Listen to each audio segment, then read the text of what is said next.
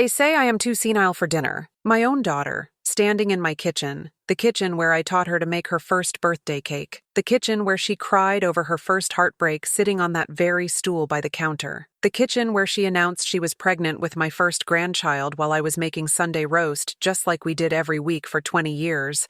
That daughter looked at me with eyes that held no warmth and said, "We all agreed you are too senile for dinner." The words hung in the air like smoke from a fire you cannot put out, thick and choking and impossible to escape, and I felt something inside me crack, not like glass that shatters all at once with a clean break you might repair, but like ice on a lake in early spring, slow and deep and irreversible, the kind of fracture that spreads in patterns you cannot predict, spiderwebbing through everything you thought was solid. I stood there with my hands still wet from washing the vegetables I had been preparing. Tomatoes from my garden that I had grown from seeds your father saved from the best tomatoes we ever grew, back when he was still here to help me tend the garden, back when someone in this family still saw value in the things I created with my own two hands. I watched her mouth move, forming words that felt like they were coming from a stranger wearing my daughter's face. Someone who knew exactly where to strike to cause the most damage because she had studied my vulnerabilities her entire life, learned them at my own knee while I was teaching her to be strong and independent and capable of standing on her own. And all I could think was, how did we get here? How did the little girl who used to crawl into my lap and ask me to tell her stories about when I was young, who used to trace the lines on my palms and say she hoped her hands would look just like mine someday, who used to bring me dandelions picked from the yard and present them like they were roses, how did that little girl grow into this woman who looks at me like I am a problem to be solved, a burden to be managed, a nuisance to be excluded, an embarrassment to be hidden away before the neighbors notice that grandmother is not quite what she used to be? You know that feeling when someone you love looks right through you as if you are not really there anymore, as if the person you were has been erased and replaced with something less than, something broken, something that embarrasses them in front of their friends at holiday dinners, something they need to explain away or apologize for or keep at a distance so it does not reflect poorly on them. I see it in her eyes every time she visits now, and the visits have become fewer and farther between, down from weekly to monthly to whenever she happens to be in the neighborhood running errands, and even then she never stays long, always has somewhere else to be, always checking her phone, always with that distracted energy of someone counting the minutes until they can leave without seeming rude, that mixture of impatience and pity, and something else I cannot quite name. Something that feels like she is already mourning me even though I am still here, still breathing, still feeling everything perhaps even more intensely than I ever did before, because loss sharpens the senses, makes you acutely aware of every moment slipping through your fingers like sand. She talks to me the way you talk to a child who has misbehaved, slow and loud as if volume will somehow penetrate the fog she thinks has settled permanently over my mind like a thick blanket, smothering the person I used to be. And she does not understand that I hear every word. I catch every nuance. I feel every dismissal like a paper cut, small but stinging, the kind of wound that does not bleed much but hurts out of proportion to its size. I carry every slight like stones in my pockets that grow heavier with each day, weighing me down until sometimes I feel like I might sink right through the floor of my own house, the house where I raised her, the house where every room holds memories of who we used to be to each other before I became someone she could barely tolerate spending time with. The mortgage payment was due in 3 days. I had been paying it for 7 years, ever since she and her husband bought that house they could not quite afford, the one with the extra bedroom for the baby they were trying for, the one in the neighborhood with the good schools where all the other young families were moving, the one that was supposed to represent everything they had worked for, everything they deserved, everything their generation had been promised about homeownership and building equity and creating stability for their children. 7 years of monthly transfers from my account to theirs,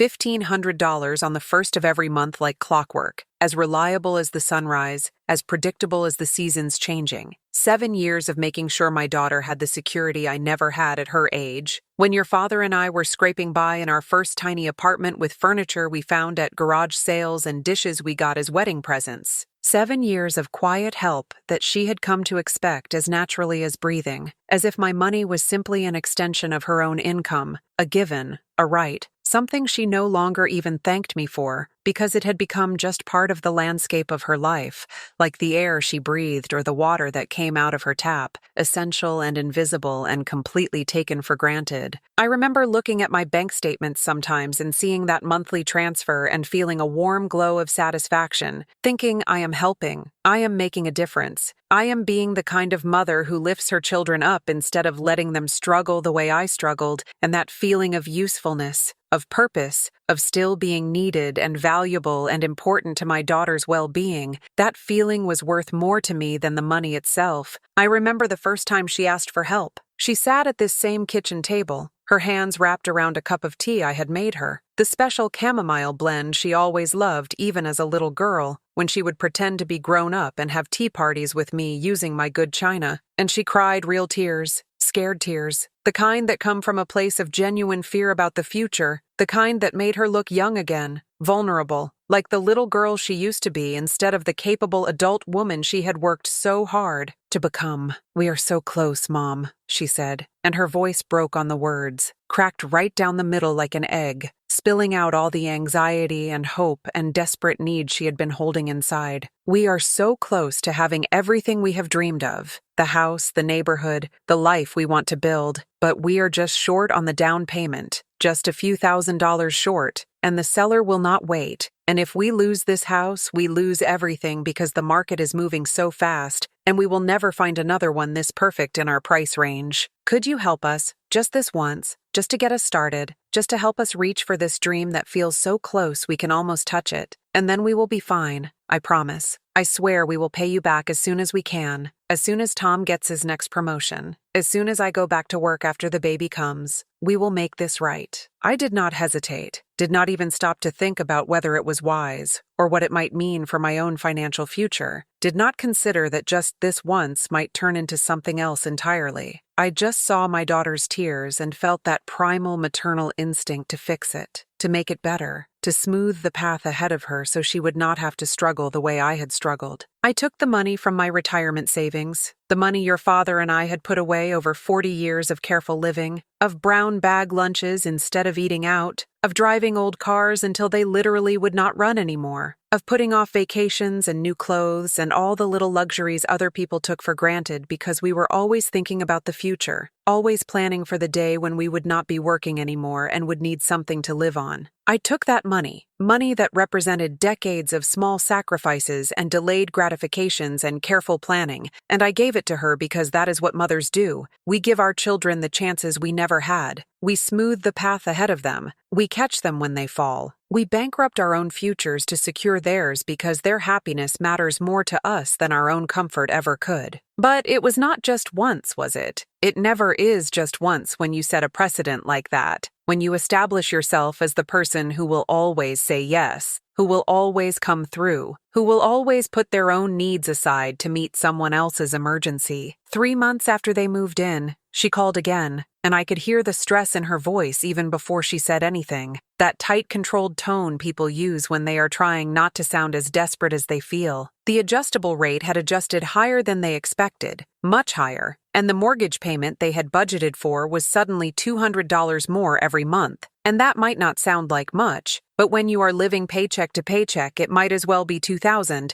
It might as well be impossible. Could I help just until they refinanced, just until they could lock in a better rate, just a few months, maybe 6 at the most? 6 months later, her husband's overtime hours got cut, the company cutting costs, tightening belts, and suddenly the income they had counted on evaporated like morning dew. Could I help just until he found something better? Just until the economy improved? Just until they could get back on their feet? A year after that, the baby came, beautiful and perfect and more expensive than they had ever imagined, and with the baby came medical bills and daycare costs and all those tiny necessary things that add up faster than you can count. Diapers and formula and doctor visits and equipment, so much equipment for such a small person. Could I help just until she went back to work? Just until they adjusted to the new reality of being parents? Just until they could figure out how to make it all work on one income? And then she did go back to work, but childcare was expensive. So expensive that sometimes it seemed like she was working just to pay someone else to watch her child while she worked. a circular trap that made no sense but seemed to be the only option available. Could I help just until the baby started school, just until they did not have to pay for full-time daycare anymore, just until they could breathe a little easier? The just untils, stacked up like dishes in a sink, nobody ever quite gets around to washing, one after another, each one seeming reasonable in isolation, but together forming a pattern I was too close to see, too invested to acknowledge, too afraid to confront, because what if confronting it meant admitting I had been enabling dependency instead of providing help? What if it meant my generosity had actually hurt her by preventing her from learning to stand on her own? I never minded, not really.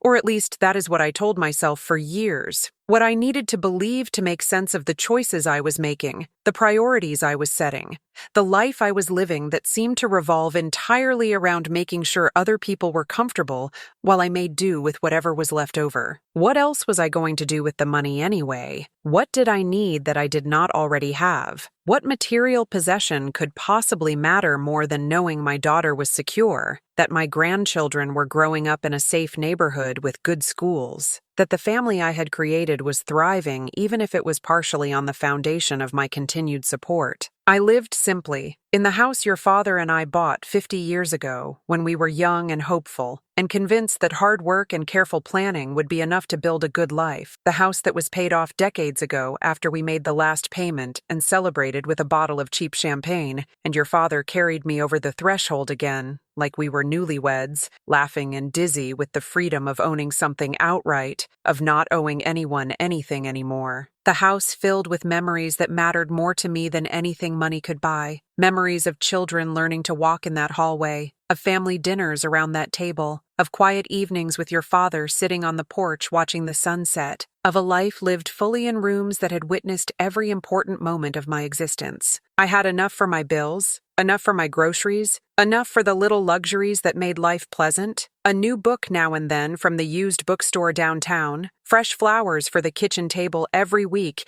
even if it was just a small bunch from the grocery store, the good coffee instead of the cheap kind that tasted like dishwater, the occasional dinner out with my friend Margaret who lived down the street and understood what it was like to be a widow trying to figure out who you are. When half of your identity has been tied up in being someone's wife for 5 decades, helping my daughter felt like purpose, felt like I was still useful, still needed, still playing an important role in my family's life, even as I grew older and my role in other ways diminished, even as I became less central to the daily operations of lives that used to revolve partly around me, but now spun on their own axes in orbits I could barely see from where I stood on the sidelines. But today, when she said those words, "We all agreed you are too senile for dinner," something shifted inside me like tectonic plates, grinding against each other deep beneath the surface. Invisible but catastrophic. The kind of movement that changes the entire landscape even if you cannot see it happening in real time. I saw clearly for the first time what I had been trying not to see for months now, maybe years if I am being completely honest with myself. Saw it with the kind of brutal clarity that comes when you stop making excuses and just look at the truth straight on without flinching. She did not come to visit me because she wanted to see me, because she missed me, because she valued my company, or enjoyed our conversations, or looked forward to spending time together. She came out of obligation, out of duty, the way you visit a relative in a nursing home,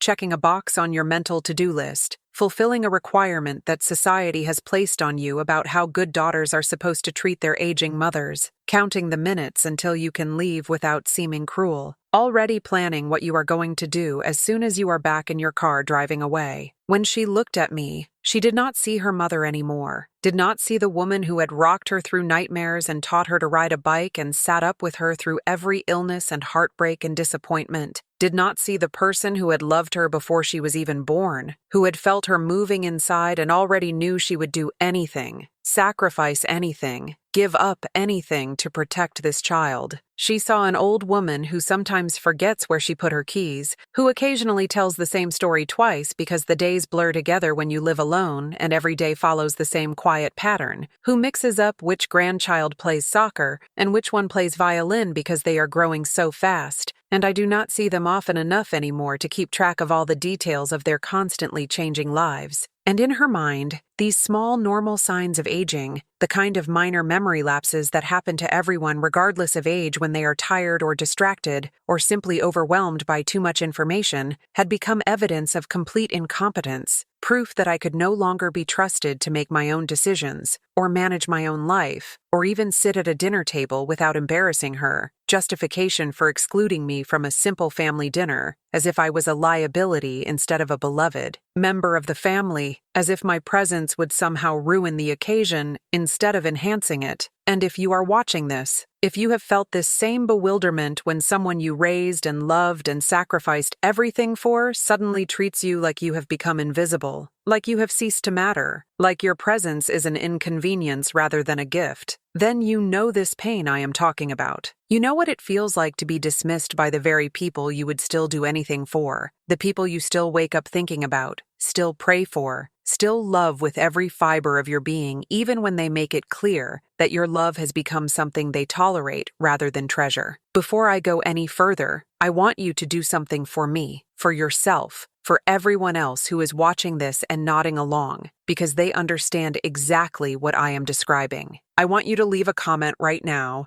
and I want you to write these exact words. I see you and your love still matters. Just that simple sentence. I see you and your love still matters. Because I need you to know that even if your children, your family, the people you devoted your life to have forgotten your worth, I have not forgotten it. We have not forgotten it. Everyone watching this who has been where you are, who knows what it feels like to be pushed aside and undervalued and treated like a burden, we see you. Your experience is real. Your pain is valid. Your love does matter, even when it feels like no one notices anymore. And when you leave that comment, when you write, I see you, and your love still matters, you are not just speaking for yourself. You are speaking for every grandmother, every parent, every person who has given everything and found themselves standing alone, wondering how it came to this. You are creating a space where we can all acknowledge this shared grief, this common wound, and in acknowledging it together, maybe we can carry it a little more lightly. So pause the video right now, scroll down, and leave those words. I see you and your love still matters. Let us build something here, a community of people who refuse to be invisible, who refuse to accept that growing older means growing worthless. My daughter did not know about the envelope I had been keeping in my desk drawer. Inside that envelope was a letter from my financial advisor, a nice young man who had been managing what was left of my retirement accounts since your father passed. The letter detailed my current financial situation, the investments I still held, the monthly income they generated, the careful budget I had created to make sure my money would last for as long as I needed it to last. And at the bottom of that letter, in neat typed numbers, was the total amount I had given to my daughter over the past 7 years. I had never added it up before, never wanted to think of my help in transactional terms, never wanted to reduce the love I felt for my child to a column of debits in a ledger. But there it was, the exact sum, the mortgage payments, the emergency car repairs, the hospital bills when the baby had pneumonia, the new roof they needed after the storm, all of it carefully documented and totaled. When I saw that number, I had felt something close to shock. Not because the amount was large, though it was, larger than I had imagined in my vague awareness that I was helping regularly. The shock came from realizing that with that same money, I could have traveled to all the places your father and I had always planned to visit but never did, because we were busy raising children and building careers and being responsible. I could have that surgery on my knee that I kept putting off because it seemed frivolous to spend money on myself when I could use it to help my family. I could have hired someone to help me with the heavy cleaning and the yard work that gets harder every year, instead of struggling through it alone, my back aching for days afterward, too proud to ask for help because I did not want to be seen as weak or incapable. But I had made a choice. I had chosen to give that money to my daughter because I truly believed, that family takes care of family, that the measure of a life well lived is not in what you accumulate, but in what you give to those you love, that being a mother means putting your child's needs and dreams ahead of your own comfort and convenience. I had chosen to be generous, to be selfless, to be the kind of mother who shows love through actions and sacrifice, and I had felt good about those choices, had felt that I was doing exactly what I was supposed to be doing, until she stood in my kitchen and told me I was too senile for dinner. She did not say it meanly. That was almost the worst part. She said it in that patient, reasonable tone people use when they are explaining something to someone they believe cannot fully understand, when they are making a decision they think is for your own good, when they have already made up their minds and are just going through the motions of telling you about it as a courtesy. "We think it would be better if you did not come to Thanksgiving this year," she said, as if she was suggesting I skip a casual lunch instead of excluding me from a family tradition we had shared for decades. "You have been getting confused lately, Mom, and we do not want you to feel uncomfortable. It will be loud and chaotic with all the kids running around, and we thought it might be overwhelming for you. We all talked about it, your brother and his wife, Tom and I, even the kids, and we all agreed it would be less stressful for everyone, especially you, if you maybe celebrated quietly at home this year. The thing about being old is that people assume your confusion extends to everything. I had forgotten one grandchild's name at the summer picnic, called Emma by her sister's name, Lucy, a simple slip that anyone could make, the kind of mistake that happens when you are tired or distracted or simply human. But to them, that one small error became evidence of decline, became proof that my mind was going, became justification for treating me like I was no longer capable of managing a family dinner. They did not remember that I had coordinated Thanksgiving dinner for 35 years. They did not remember that I could still recite recipes from memory, could still manage my finances, could still drive and shop and live independently in my own home.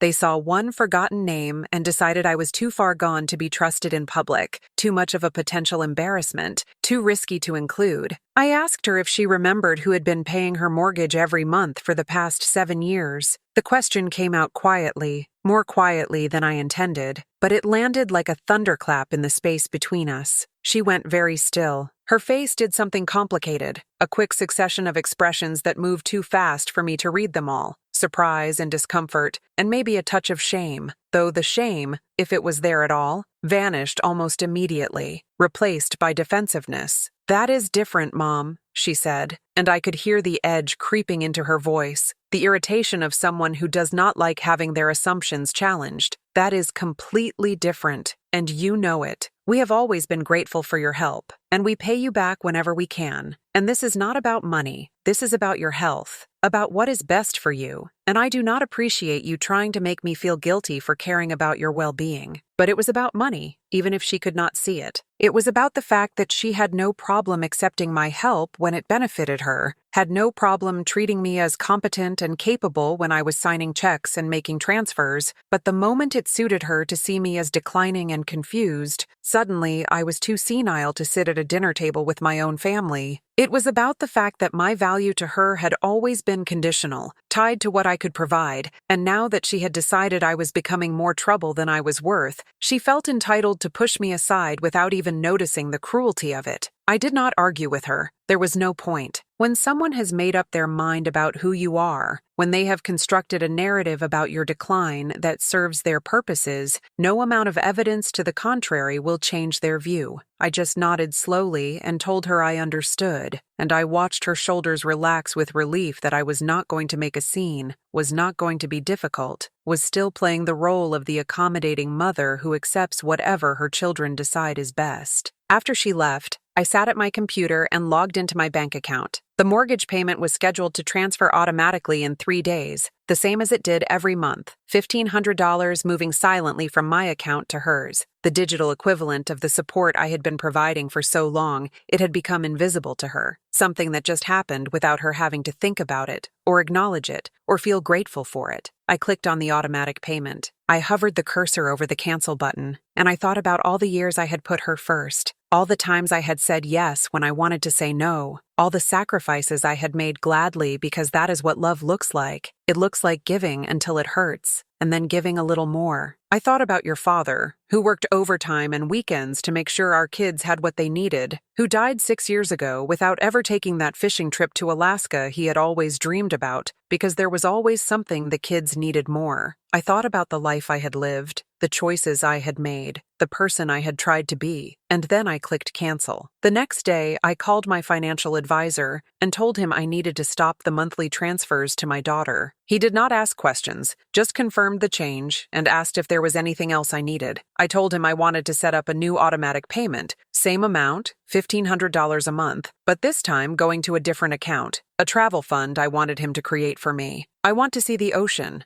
I told him. I want to go to Italy and walk through old churches. I want to eat fresh croissants in Paris and watch the sun set over Santorini. I want to do all the things your father and I planned but never did. I want to spend my money on my own life while I still have life left to spend it on. He was quiet for a moment, and then he said something that surprised me. He said, "Good for you, Mrs. Anderson. It is about time." Thanksgiving came. Thanksgiving. I spent it alone, which I had expected, which I had prepared myself for mentally and emotionally, telling myself it would be fine, it would be peaceful, it would be a relief not to have to manage other people's expectations and navigate the complicated dynamics of family gatherings where everyone is performing happiness while harboring resentments they will never voice. What I had not expected was how peaceful it actually felt, how the silence of my own company turned out to be more nourishing than the noise of people who could not really see me anymore. I made a small turkey breast, not the massive bird I used to roast for 20 people, just enough for me with some leftovers I could enjoy for days afterward, roasted vegetables with olive oil and herbs from my garden, mashed potatoes for one made with real butter and cream,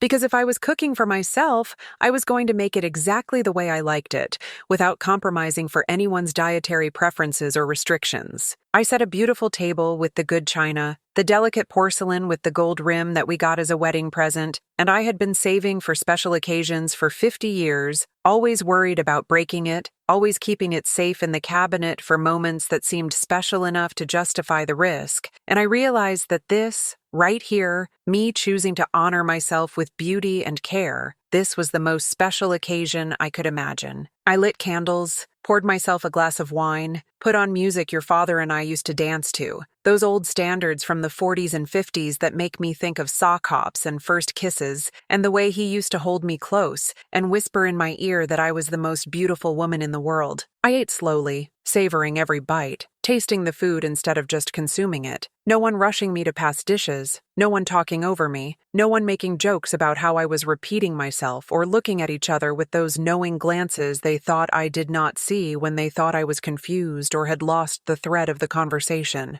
I put on music your father and I used to dance to, and after dinner, after I had cleared the table and washed the dishes and put everything away, I danced alone in my living room, swaying to songs that brought back memories of when we were young, and everything still felt possible, when the future stretched out before us like an open road, and we thought we had all the time in the world to do everything we wanted to do, before we learned that time is the one thing you can never get more of, that every moment you waste waiting for the right time is a moment gone forever. My daughter called the day after Thanksgiving. I let it go to voicemail. I sat there looking at my phone vibrating on the kitchen counter, her name flashing on the screen, and I felt no urgency to answer it, no guilt about letting it ring through, no anxiety about what she might want or need or expect from me this time. She called again that evening. I let that one go to voicemail too. I was learning something important about boundaries, about the fact that just because someone calls does not mean you have to answer. Just because someone wants something from you does not mean you have to provide it. Just because someone expects you to be available does not mean you have to make yourself available on their schedule and their terms. On the third call, I answered. Her voice was tight, stressed, artificial brightness masking barely controlled panic, the sound of someone trying very hard to pretend everything is normal when everything is very much not normal. "Hey, Mom," she said, trying to sound casual and failing spectacularly, trying to strike that tone of just checking in when we both knew this was not a casual check-in. This was a crisis call dressed up as concern.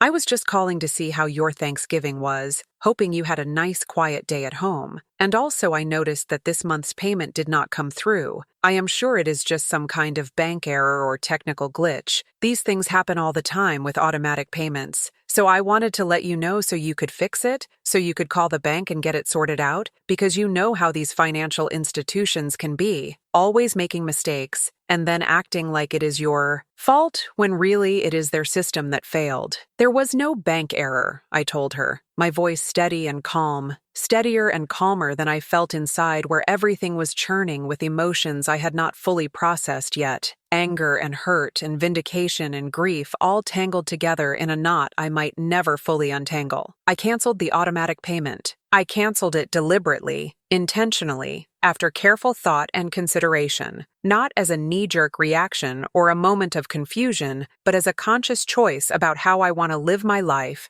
and spend my money going forward. The silence on the other end of the line was absolute, was deafening, was the sound of someone's world tilting on its axis as they tried to understand what was happening, tried to figure out how something they thought was permanent and guaranteed had suddenly evaporated. Then, in a voice that had lost all pretense of casualness, all attempt at maintaining the fiction that this was just a friendly call, she said, "What do you mean you canceled it? Mom, we are counting on that money. The mortgage is due in 3 days. You cannot just cancel it without telling us. You cannot just make these kinds of decisions without discussing them with us first. This affects our whole budget, our whole financial plan, everything we have been working toward. I did. And I am telling you now, I will not be paying your mortgage anymore. Not this month, not next month, not ever again. This arrangement is over, finished, done, and you need to figure out how to manage your own expenses with your own income like every other adult in the world has to do." She made a sound like she had been hit. "Mom, you cannot be serious. We have expenses. We have plans. We budgeted based on your help. You cannot just pull the rug out from under us like this. What are we supposed to do?" I suggested she might do what everyone else does. Pay her own mortgage, figure it out, make sacrifices, cut back on expenses. All the things I had done for decades to make sure I could help her. All the things she had never had to do because I had always been there to catch her. The conversation did not go well. She cried. She got angry. She accused me of being cruel, of punishing her, of choosing the worst possible time to have some kind of breakdown. She said I was not thinking clearly, that this was exactly the kind of impulsive decision-making that proved she and her brother were right to be worried about me, that I needed someone to manage my finances for me before I did something really damaging. I let her talk. I let her work through all her feelings, all her accusations, all her justifications. And when she finally ran out of words, I said very quietly, "You told me I was too senile for dinner. You decided I was not competent enough to sit at a table with my own family, but somehow I am supposed to be competent enough to pay your bills every month. You cannot have it both ways, sweetheart. Either I am capable of making my own decisions, including decisions about my own money, or I am not. And if I am not, if you really believe I am declining and confused and need to be managed, then maybe you should have thought about that before you made me feel like I no longer have a place in this family." She had no answer for that, or if she did, I did not wait to hear it. I told her I loved her, that I would always love her, but that I was done being treated like a burden while simultaneously being expected to fund her lifestyle. I told her I was going to start living for myself, doing the things I had always put off, spending my money on experiences instead of obligations. And then I hung up.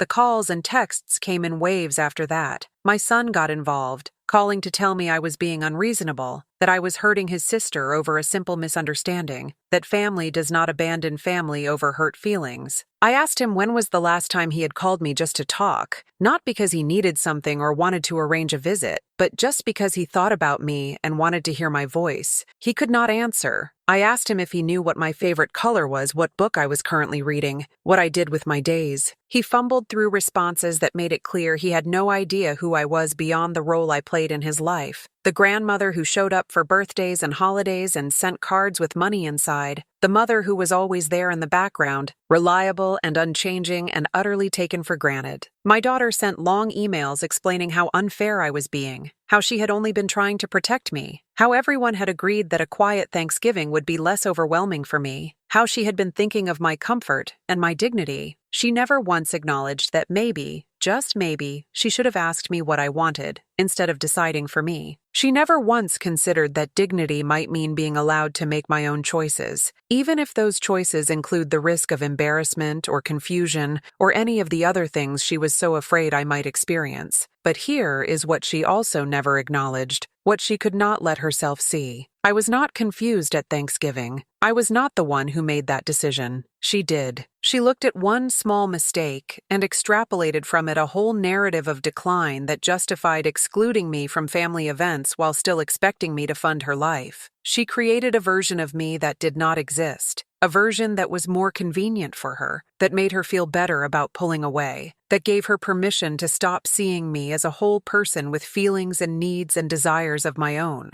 And the cruelest part is that even now, even after everything, I still love her. I still want good things for her. I still hope she figures out her finances and finds happiness and raises her children well. But I have learned something important in these last few months. Loving someone does not mean you have to let them treat you badly. Loving someone does not mean accepting whatever they decide you deserve. Loving someone does not mean disappearing yourself, your needs, your worth, to make their life easier. I bought the plane ticket to Italy last week. I leave in the spring, right after the garden starts to bloom, right when the tulips your father planted 20 years ago come up in that riot of color he always loved, those deep purples and bright yellows and soft pinks that turn the whole backyard into something that looks like a painting, like something too beautiful to be real. I am going to walk through Rome and eat pasta carbonara in a cafe overlooking the Tiber, the real carbonara made the way it is supposed to be made, with eggs and cheese and guanciale, not the cream sauce version most restaurants serve, and I am going to take my time with every bite, savoring it the way food is meant to be savored when you are not rushing through a meal to get to the next thing on your endless to-do list. I am going to stand in the Sistine Chapel and cry at the beauty of it, at the fact that human hands created something so transcendent, so eternal, so perfect, that it has moved people to tears for 500 years, and will probably move people to tears for 500 more. I am going to take a cooking class in Tuscany and learn to make the foods your father and I used to talk about trying someday, the handmade pasta and the slow-cooked ragu and the tiramisu made with real mascarpone, and I am going to write down every recipe in the notebook I bought just for this trip. And maybe when I come back I will make these dishes and remember not what I lost, but what I found. I am going to visit the small village where your father's grandmother was born, the place he always meant to see but never quite made it to because there was always something more important, always something more urgent, always a reason to put it off for another year. I am going to stand in the piazza and take a photo and imagine him standing beside me, seeing the place his family came from,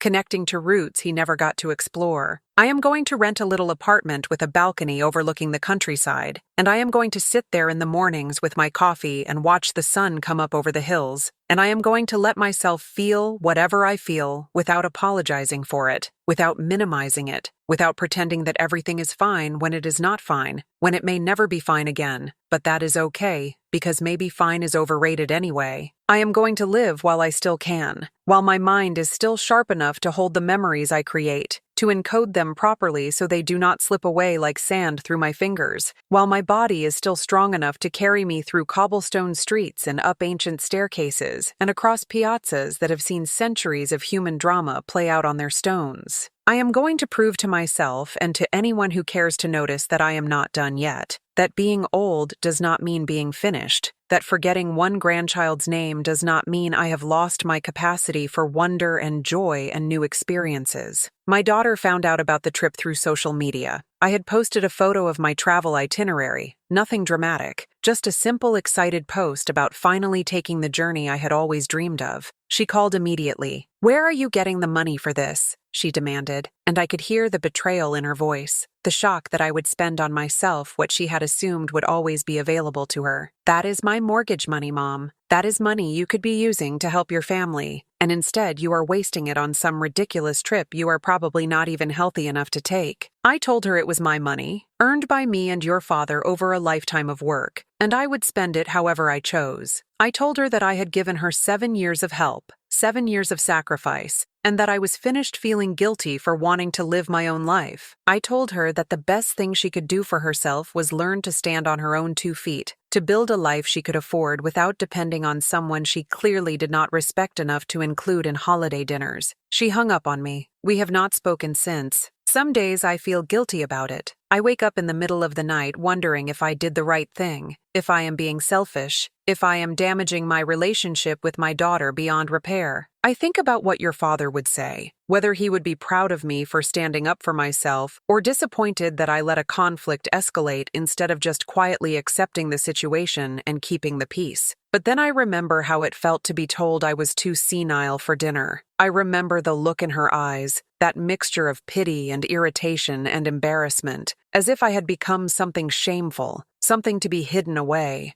I remember years of making myself smaller, quieter, less demanding, always accommodating, always understanding, always putting everyone else first until I almost forgot that I was a person too, with wants and needs and dreams that mattered just as much as anyone else's. And I realized that guilt is just another way of keeping myself in that old familiar place, that place where my value comes from how much I give and how little I ask for in return. Guilt is the tool we use to control ourselves when no one else is around to do it for us. It is the voice that says you are being selfish when what you are really being is human. It is the feeling that keeps us trapped in patterns that no longer serve us, relationships that no longer nourish us, roles that no longer fit who we have become. So I am learning to sit with the guilt without letting it dictate my choices. I am learning that I can feel bad about hurting my daughter, while also knowing that I made the right decision for myself. I can wish things were different while also accepting that they are what they are. I can love her and miss her and still refuse to go back to being the person she wants me to be. The endlessly giving mother who asks nothing in return, who absorbs all slights with grace and understanding, who disappears herself to make everyone else comfortable. If you are still watching this, if you have stayed with me through this whole messy, complicated story, then I want to tell you something important. You do not have to keep giving to people who have stopped seeing you. You do not have to keep sacrificing for people who take your sacrifices for granted.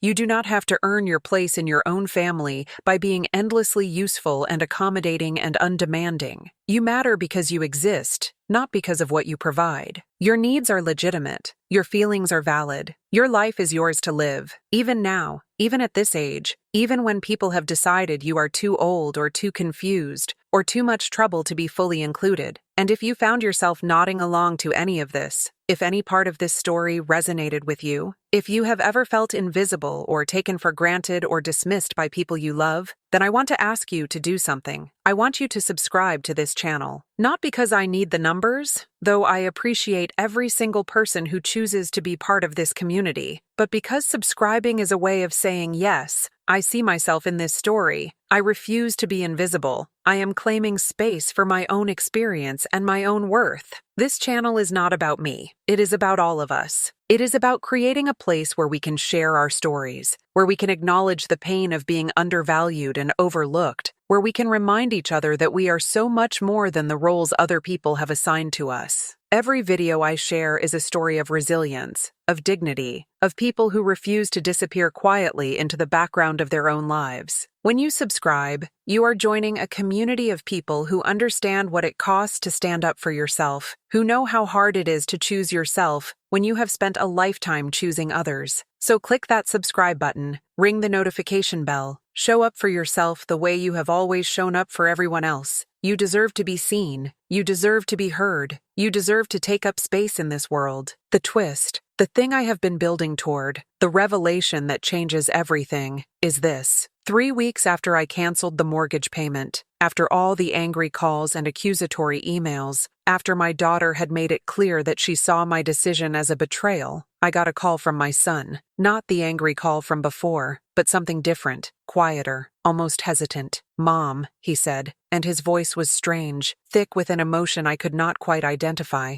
"I need to tell you something. I should have told you a long time ago, but I did not know how, and I kept thinking maybe it did not matter. Maybe it was better to just let you keep believing what you believed." A cold feeling settled in my stomach. "What are you talking about?" I asked. "Thanksgiving," he said. "The dinner you were not invited to." "It did not happen, Mom. There was no dinner." I sat down, my legs suddenly unsteady. "What do you mean there was no dinner?" "Sarah lied to you. She lied to all of us. She told you we had all agreed you should not come because you were getting too confused, but she never talked to any of us about it. She made that up. There was no family discussion, no group decision, and there was no Thanksgiving dinner at her house. She and Tom went to a resort for the weekend, just the two of them. They left the kids with Tom's parents and told everyone they needed a break, needed time alone. They did not host anything. The room tilted, the walls seemed to shift, and I had to grip the edge of the table to keep myself steady, because suddenly the floor felt unreliable, as if the ground beneath my feet had turned to water. "Why would she do that?" I whispered, and my voice sounded strange to my own ears, thin and fragile like glass about to shatter, like something that might break if you breathed on it too hard. He was quiet for a long moment, and I could hear him breathing on the other end of the line, could imagine him trying to figure out how to say what he needed to say in a way that would hurt me least, trying to calculate how much truth I could handle, and how much he should soften or omit or reshape into something more palatable. "I think she was embarrassed," he finally said, the words coming out slowly, carefully, like he was picking his way through a minefield. "I think she did not want you to know they were taking a vacation when they kept telling you they could barely make ends meet, when every conversation seemed to revolve around how tight money was, how much they were struggling, how grateful they were for your help, because without it they did not know how they would manage. I think she knew if you found out they were spending money on a resort weekend, spending hundreds or maybe thousands of dollars on a luxury getaway while you were covering their mortgage payment, while you were denying yourself things you wanted or needed so you could make sure they were taken care of, you would be hurt, you would feel used, you would start asking questions she did not want to answer. So she made up the story about you being too senile, about the whole family agreeing you should not come to a dinner that was never going to happen anyway, figuring it would keep you from asking questions, from finding out the truth, from realizing that the financial crisis she had been describing to you for years was not quite as dire as she made it sound if they could afford resort vacations and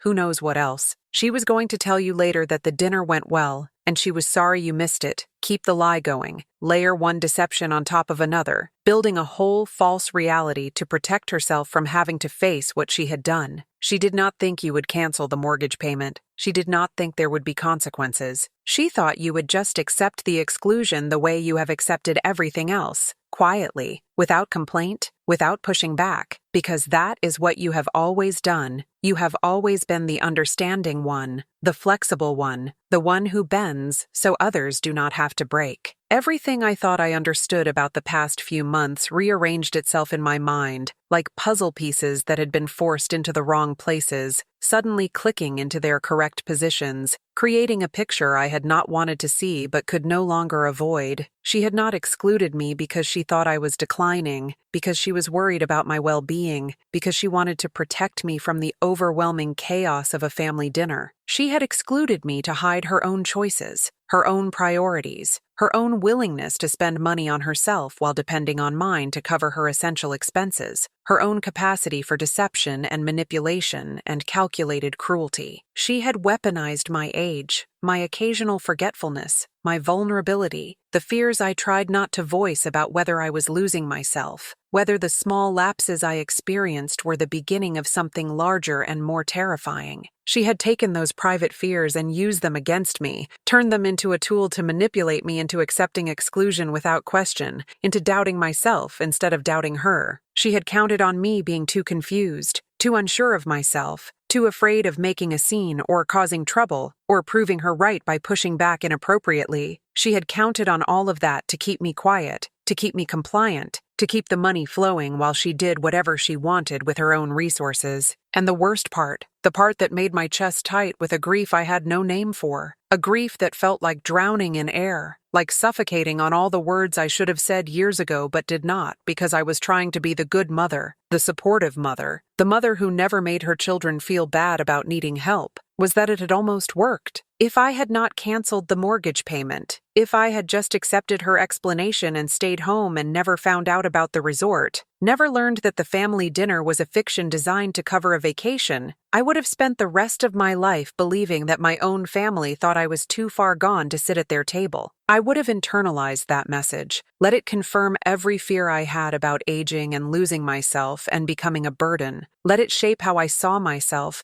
and how I moved through the world. Let it convince me that maybe I was more impaired than I realized, that maybe I could not trust my own perceptions anymore, that maybe the confusion was not in my mind, but in my understanding of reality itself. My son kept talking, apologizing for not telling me sooner, explaining that he had only found out himself a few days ago when one of the kids let it slip, saying he had confronted Sarah and she had broken down and admitted everything. But I barely heard him. I was too busy processing the magnitude of what had been done to me, the calculated cruelty of using my own fears against me, of making me doubt my own worth and competence to cover up choices that had nothing to do with my well-being and everything to do with her convenience. When I finally spoke, my voice sounded strange even to my own ears. "Thank you for telling me," I said, and then I hung up. I have not decided yet what to do with this information. Part of me wants to call my daughter and confront her, make her explain herself, make her acknowledge what she did. Part of me wants to cut her off completely, protect myself from someone who could lie to me so easily about something so fundamental. Part of me just wants to cry for the relationship I thought we had, the daughter I thought I knew, the trust that has been shattered beyond any repair I can imagine. But here is what I do know. I made the right decision when I canceled that payment. Not because of what I thought was happening, but because of what was actually happening. I made the right decision when I chose to spend my money on my own life, my own dreams, my own experiences. I made the right decision when I refused to keep shrinking myself to fit into spaces where I was not valued, not respected, not even wanted. And if there is anyone watching this who has been told they are too much trouble, too needy, too difficult, too anything, I want you to hear this clearly. The problem is not you. The problem is people who benefit from your doubt, who thrive on your insecurity, who need you to believe you are less than you are so they can keep taking from you without giving back. The problem is a world that tells us we lose value as we age, that our worth is tied to our usefulness, that we should be grateful for whatever scraps of attention and inclusion our families choose to throw our way. You are not too senile. You are not too confused. You are not too much of a burden. You are a human being with dignity and rights, and a whole lifetime of wisdom and experience and love to offer. And if the people around you cannot see that, if they need you to be diminished so they can feel bigger, then the problem is theirs, not yours. I leave for Italy in 8 weeks. I am taking that trip. I am living that dream. I am spending that money on myself without apology, without guilt, without second-guessing, without waiting for permission from people who have proven they do not have my best interests at heart, who have shown me through their actions that my well-being ranks somewhere below their comfort and convenience on their list of priorities. And every single day of that trip, every beautiful sight I see, every delicious meal I taste, every moment of joy and freedom and aliveness I experience, every connection I make with strangers who do not know me as anyone's mother or grandmother, but just as myself, as a woman with her own interests and passions and capacity for wonder, will be a choice I made to value myself as much as I have always valued others, to invest in my own happiness with the same dedication I invested in theirs, to claim space for my own dreams and desires, instead of always making room for everyone else while cramming myself into whatever corner was left over. That is what I want for you too. Not necessarily a trip to Italy, though if that is your dream, then absolutely go for it. Book the ticket, pack the bags. Do not wait another day because none of us knows how many days we have left, and every day you delay is a day you will never get back. But I want you to make choices that affirm your own worth, choices that say my life matters, my happiness matters, my dreams matter just as much as anyone else's dreams, maybe more, because this is my one life, my one chance, my one opportunity to experience everything this world has to offer. I want you to stop waiting for other people to give you permission to matter, to tell you it is okay to want things for yourself, to validate your right to take up space and use resources and pursue joy, instead of always sacrificing and deferring and putting yourself last on every list of priorities. I want you to look at your life, really look at it with clear eyes and honest assessment, at the ways you have been making yourself small and quiet and accommodating, the ways you have been twisting yourself into shapes that fit other people's expectations while losing touch with your own actual form, your own authentic shape. And I want you to ask yourself, what would happen if you stopped? What would happen if you took up space without apologizing for it? What would happen if you spent your resources on yourself, instead of always funneling them toward other people who may or may not appreciate the sacrifice? What would happen if you refuse to accept treatment that diminishes you, that makes you feel less than, that turns you into a supporting character in your own life story instead of the protagonist you were always meant to be? The answer might surprise you. It might be scary. It might involve loss and grief and relationships that change or end, but it might also involve freedom and joy and a sense of coming home to yourself after years of living in exile from your own needs and wants and dreams. So here is what I am asking you to do. Subscribe to this channel if you have not already. Leave that comment we talked about earlier. I see you and your love still matters. Share this video with someone who needs to hear it. And then, most importantly, go do one thing today, just one small thing, that puts your own needs first. It does not have to be big or dramatic. It can be as simple as saying no to a request that you do not want to fulfill, or spending an hour doing something you enjoy instead of something you think you should do,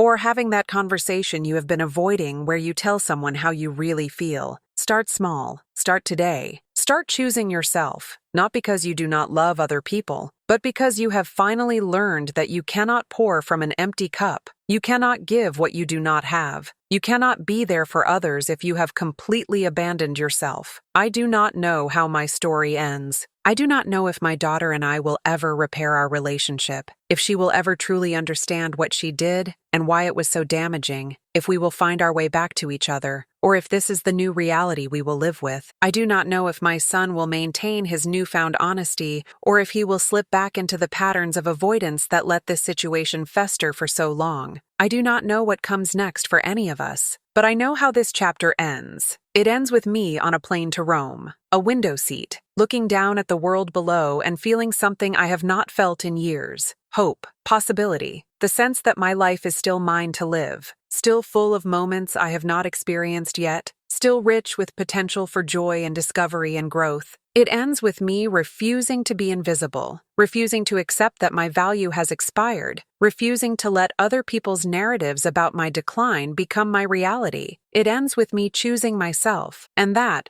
more than anything else, is the twist you were not expecting. You thought this was a story about an ungrateful daughter and a mother's justified revenge. You thought it was about money and mortgages and family drama, but it was never about that. It was about a woman who spent her whole life giving and giving and giving until she almost forgot she was allowed to receive, allowed to want, allowed to matter. It was about someone who got pushed to the edge and instead of falling off, decided to fly. That woman is me. And if you see yourself in this story, that woman is you too. We are not too old. We are not too confused. We are not done yet. We are just getting started. Thank you for watching. Thank you for being part of this community. Thank you for seeing me, for hearing me, for letting me know that I am not alone in this. Now go be brave. Go choose yourself. Go live the life you have been putting off because you thought everyone else's needs had to come first. You have earned it. You deserve it. And it is never, ever too late to start.